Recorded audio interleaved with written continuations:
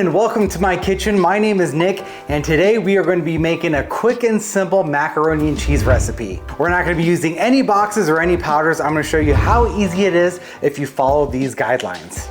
So let's go ahead and start talking about some of the ingredients and the equipment that you're going to need. So first, let's talk about our pasta. I got a pound of cavatappi. This has been the more viral pasta that was used in 2024. You can use the classic elbow macaroni, that's completely fine. But these are small and twisty and they have grooves inside that's gonna help that cheese sauce stick to the pasta just a little bit more. All right, so we're just gonna go ahead and fill our pot about halfway with some water. And then I wanna put a nice couple of pinches of kosher salts so that the water tastes like the ocean. Now I'm just gonna go ahead and put it on my most powerful burner. I'm gonna bring it up to a boil and then we're gonna add our pasta. A lid will help it cook faster. All right, so I'm gonna go ahead and put my pasta into a bowl. I'm gonna go ahead and put it over by my pot. So that's ready to get into the pot. Let's go ahead and talk about the cheeses today.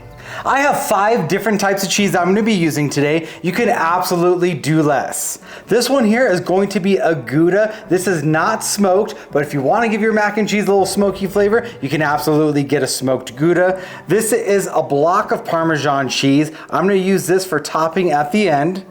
This is a nice mild and sharp medium cheddar. This is an absolute classic if you're making mac and cheese. If you want to get a little bit fancier, you can use a Gruyere like this. It's kind of like a classic French cheese. Got a little bit of funk to it, but not too bad. Traditionally used with French onion soup. And then over here, I have a low moisture shredded mozzarella. That mozzarella is going to give us a nice stretchiness to the mac and cheese that we want. If you notice, most of the cheeses are in block form, and that's because the pre-shredded stuff usually comes with a little coating on top. It's a little chemical. I think it's like a finely ground sawdust that helps keep it from sticking. A pre-shredded mozzarella is fine because otherwise you're gonna get a high moisture and it's gonna be a little bit tough to grate unless you freeze it first. All right, the Parmesan I'm gonna save for the end. And let's go ahead and start grating the rest of our cheese.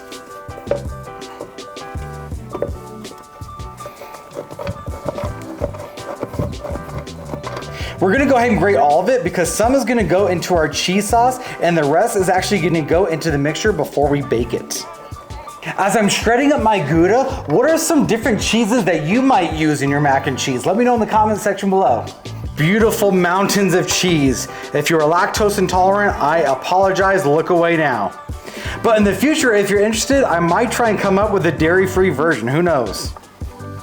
All right, so our water is boiling, so with the towel, I'm gonna go ahead and remove the lid away from me so I don't get burned, and then in goes my pasta. As that comes back to a boil, I'm gonna put on a timer for about 10 minutes, and then I'm gonna check the pasta after that goes off, and what I'm looking for is what's called al dente, which literally means to the tooth. That means it should be squishy enough that it's not hard, but we shouldn't have any more crispiness to it. Now, let's go ahead and talk about our cheese sauce. As if we didn't already have enough dairy, we're gonna be putting in a mixture of milk and cream into a pot. We're gonna be seasoning it up just a little bit, and then we're gonna make what's called a roux. So I'm gonna go ahead and add 3 cups of milk. You could use whole milk, you could use 2% milk, the fattier the better. 1 cup of heavy whipping cream.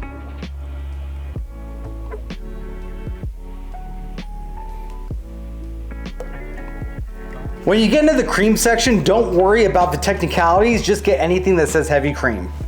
Let's talk about our seasonings real quick. So a little tip when it comes to seasoning, I like to use kosher salts, and I put it in a little container like this just so I could reach in there and grab it with my fingers, a little bit more coarse, and you're able to control it a little bit better.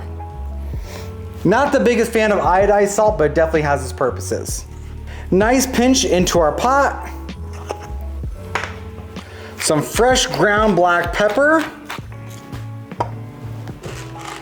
And again, I like to use whole black peppercorns with a pepper grinder when possible.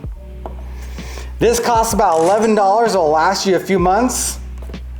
A box of kosher salt, probably $4 or $5, again, should last you about half a year.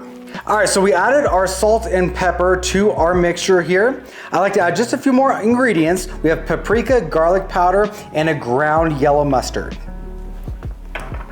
Again, you can use smoked paprika if you do want a little bit of smokiness. Probably just about a teaspoon of each.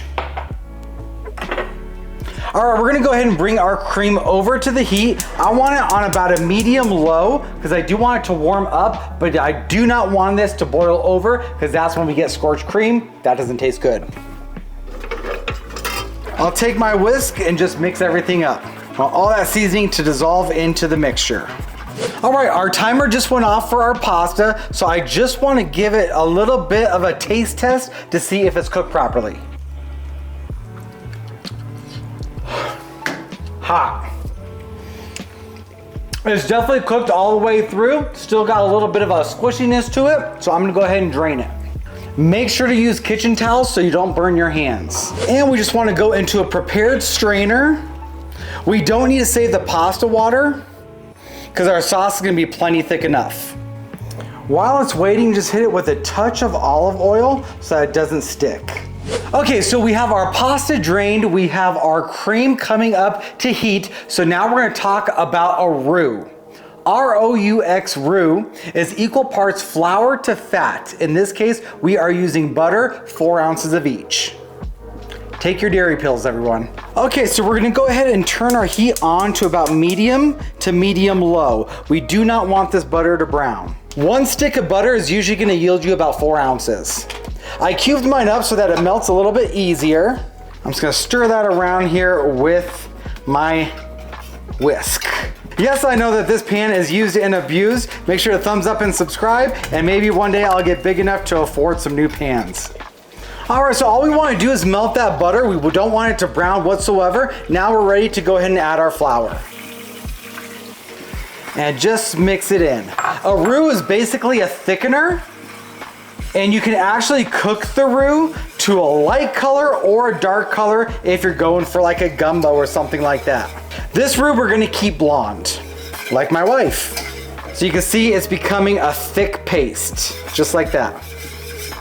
So this honestly only needs to cook for a few minutes. We're not trying to get any color to it. We just wanna cook out that raw, floury flavor. And as you can see, we have some nice steam coming off our cream. So now we're ready to incorporate it into our roux. So I'm just gonna take 1 ladle at a time. It's gonna bubble up like that on you, and we're just gonna whisk. It's gonna stay pasty until most of this liquid has been added.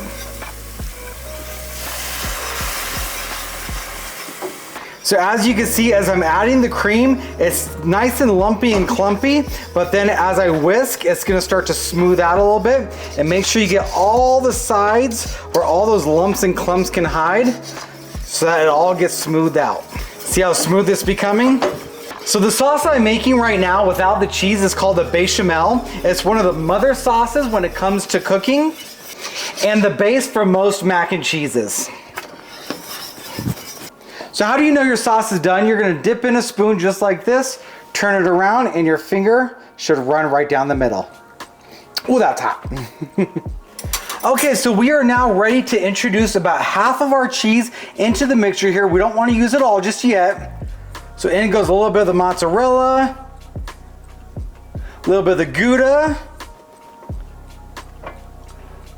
handful of our cheddar, and then don't forget about our funky Gruyere.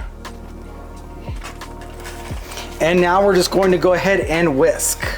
Now our sauce is gonna get nice and cheesy and ooey and gooey.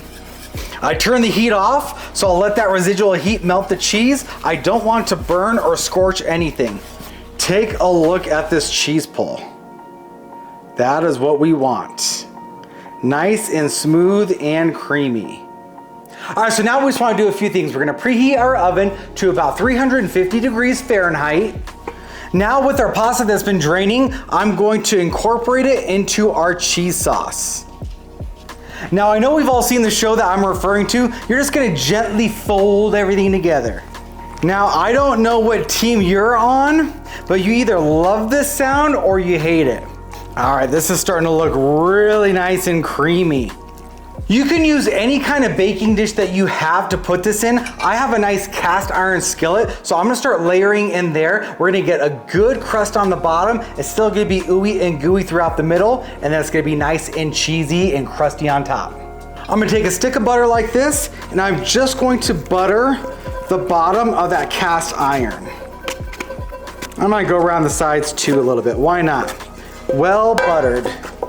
All right, I'm gonna start with probably maybe a third to even a half of my mixture. Just spreading it around nice and evenly.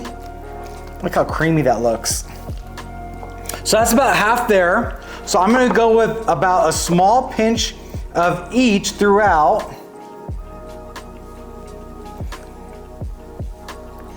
Saving some for the top. Make sure I flatten that out nice and evenly. And now I'm gonna go with the rest. Pour it on in, even it out, and that should come up to the top. And now we know what to do. I'm just gonna go ahead and mix all the cheeses together. At this point, why not, right? And then that's just gonna go across the entire top of our mac and cheese. Oh boy, this is heavy. This is gonna go into our oven for about 25 to 30 minutes on 350 degrees Fahrenheit, and then we might even throw it under the broiler in the last few minutes. About middle rack should do. All right, so we just came out of the oven. You can see it's nice and bubbly still. Let's see if we can get some audio.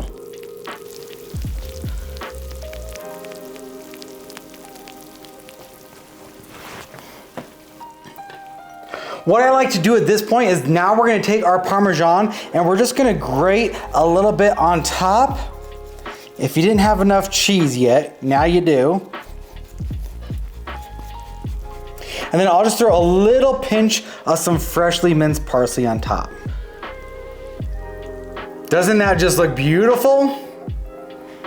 So at this point, I like to talk about how much all the items cost. So if you do want to hear about the price, let me know in the comment section below. And if you don't care about the price, let me know that as well. But altogether, this costs about $35, not including some spices I already had, like the garlic powder, salt and pepper. The most expensive thing was that Gruyere. So you could probably switch that out with a cheaper cheese and probably come out about $25 to $30. Now, if you look at the size of this could easily feed 4 to 6 people.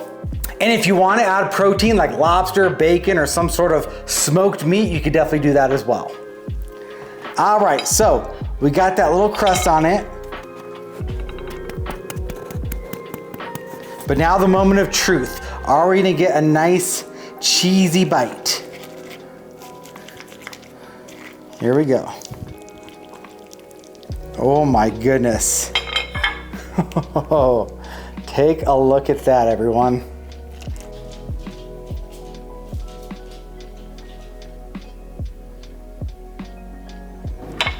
So letting it sit after it comes out of the oven helps that crust develop into a nice kind of crunchy texture. We're still nice and ooey gooey on the bottom. It's nice and cheesy.